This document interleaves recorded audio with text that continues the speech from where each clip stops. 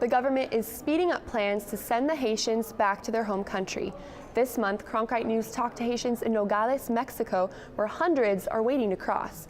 The influx is even larger along the California border. Cronkite News reporter Katie BIERI traveled to San Diego, where a pastor and his church cope with the humanitarian crisis.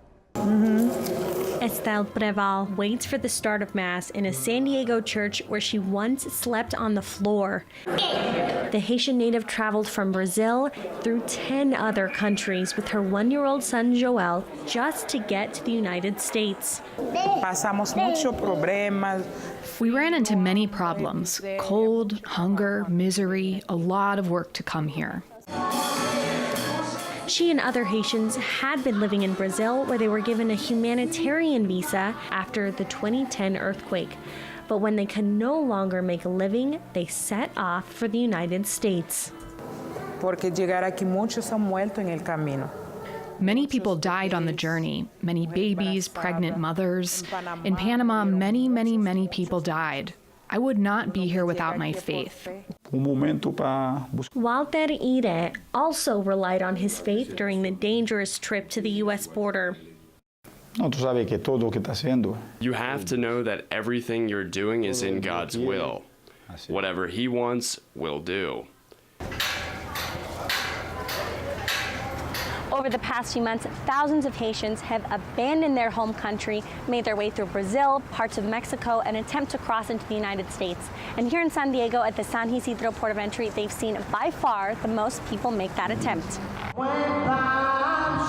At its peak, the church provided temporary shelter to 300 people a night. And so this little Methodist church here became a refugee camp right in the heart of San Diego. According to the pastor, since June, 4,000 Haitians have stayed at his church. I mean, they would sleep on the pews, under the pews. They would sleep in the hallway upstairs. It was like a mass grave. Now, restless children play in the pews where their family once slept. Pastor Jean-Élisée Durandisse came to the United States in 2009.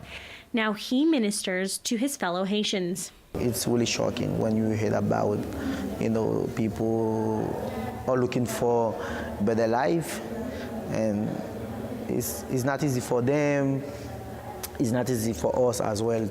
While Ire waits for a date in immigration court, he's required to wear a GPS device on his ankle. As these Haitians face this possibility of deportation, they must rely on their faith once again. In San Diego, Katie BIERI, Cronkite News.